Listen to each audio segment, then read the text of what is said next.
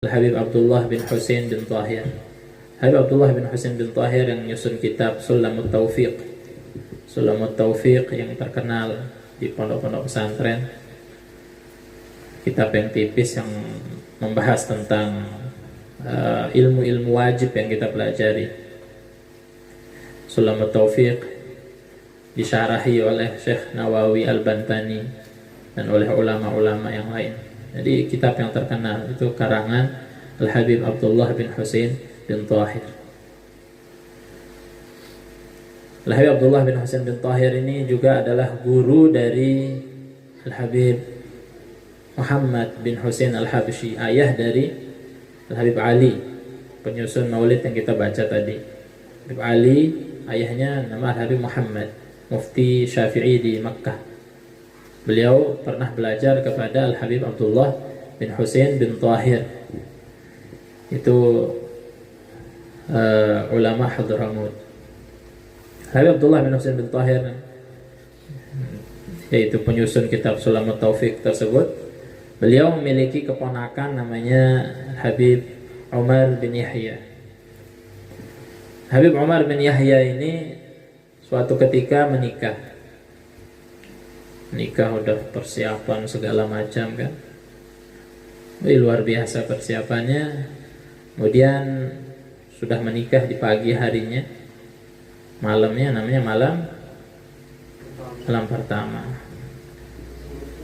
Di malam pertama itu beliau mau di prank ya. Cuma pranknya ulama, pranknya wali Allah itu luar biasa. Kita ngeprank itu kan kadang menyakiti hati ya, berlebihan kadang. Ini pranknya wali Allah. Wali Allah ngeprank keponakannya. Terkenal Habib Abdullah bin Husain bin Tahir ya, penyusun Sulamut Taufiq dan kitab-kitab yang luar biasa. Qasidah Ya Arhamar Rahimin yang kita sering baca itu, Tawassul itu. Kemudian luar biasa lah Habib Abdullah bin Husain bin Tahir, nanti kita kisahkan juga sedikit tentang beliau. Intinya beliau adalah kasih Allah, ulama yang luar biasa, allamah, wali min awliyaillah. Ini ngeprank keponakannya. Ngepranknya ya cuma beda kayak ngeprank kita. Ketika malam pertama dari keponakannya ini, Habib Umar bin Yahya ini, lupa Umar bin Yahya atau Abdullah bin Umar bin Yahya. Ketika beliau ponakannya ini sudah menikah, tinggal malam pertamanya itu diprank sama pamannya ini, seorang ulama. Dia tahu keponakannya ini cinta ilmu, haus ilmu, senang baca kitab, senang baca buku. Kalau ada lihat kitab yang baru didatangkan dari luar negeri misalnya, namanya kitab tuh luar biasa ya. Sekarang mudah kita dapat kitab, bahkan ada di handphone PDF-nya. Kalau zaman dulu ya luar biasa. Bahkan saking mahalnya kitab di zaman itu, sebagian ulama itu menjual rumahnya untuk beli satu kitab. Dan mereka dengan bangga gitu, dengan senang hati menjual rumah untuk mendapatkan kitab. Ada kata-kata mereka terkenal itu, mahal kitab ya, tulisan tangan ya. Kalau sekarang udah cetakan, udah zaman dulu kan tulisan tangan, kemudian kertas mahal ya, luar biasa. Ini sangat senang sekali, pasti tentu di kitab mahal, dan dia adalah pencinta ilmu. Jadi senang sekali ketika melihat kitab yang baru. Nah ini mau diprank sama pamannya. Dia tahu ponakannya ini suka baca kitab, apalagi lihat kitab baru. Jadi di rumahnya itu sebelum dia di tangga begitu, di Hadramut itu kan rumahnya bertingkat ya. Maka rumah yang sederhana itu ya bertingkat ya. Emang enggak modelnya kan kayak kotak begitu ya, kotak, enggak ada. Kalau kita pakai genteng, pakai apa, di sana enggak pakai genteng. Ya apalah begitu. Jadi dia mau naik ke lantai atas atau mau, pokoknya di tangganya itu ditaruhin satu kitab. Jadi sebelum dia masuk ke kamar pengantinnya, mau dialihkan lah perhatiannya dengan sebuah kitab. Jadi di tangganya itu sebelum dia mau ke kamar, jadi istrinya nunggu di kamar gitu malam pertama, disisa lah begitu kan, ditaruhlah sebuah kitab yang baru begitu, yang belum pernah dibaca sama keponakannya. Dia tahu keponakannya baca kitab-kitab apa gitu, dia tahu. Bahkan keponakannya ini termasuk mufti nanti, mufti di Hadramut, jadi alim ulama. Ditaruhkanlah kitab di tangga sebelum dia ke kamar pengantinnya.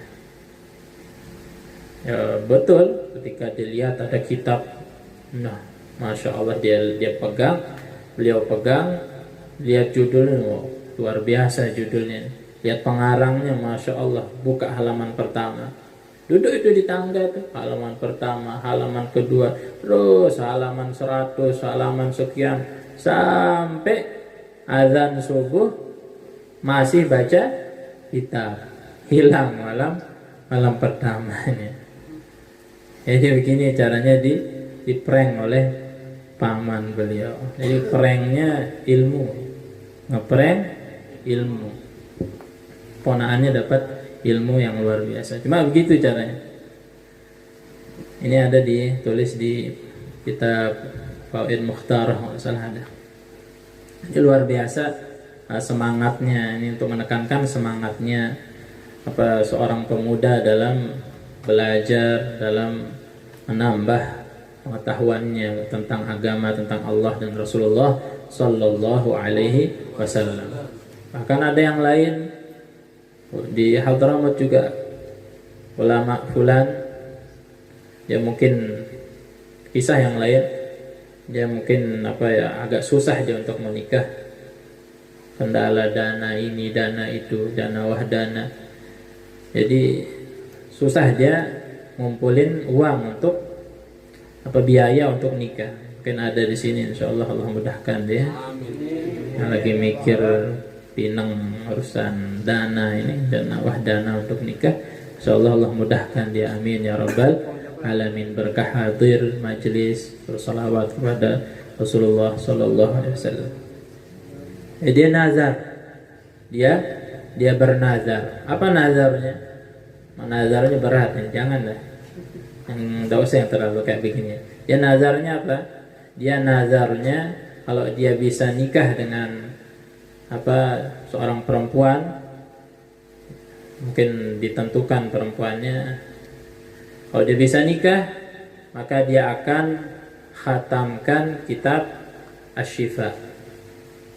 Kitab Asy-Syifa susunan Al-Qadhi Iyad.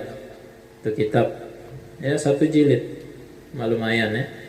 1 jilid membahas tentang mukjizat, syama'il, tentang kemuliaan Nabi Muhammad sallallahu alaihi wasallam, kemuliaan kepribadiannya sama kayak Maulid lah begitu, cuma padat begitu, berisi tentang hadis-hadis tentang syama'il Nabi sallallahu alaihi wasallam.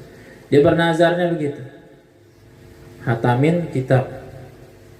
Jadi ketika dia sudah nikah, langsung di malam pertamanya itu, orang malam pertama begitulah kan sama istrinya, ini duduk buka kitab bareng-bareng, hatamin kitab bersama istrinya. Dari malam itu sampai selesai lah kitab itu dihatamin ya.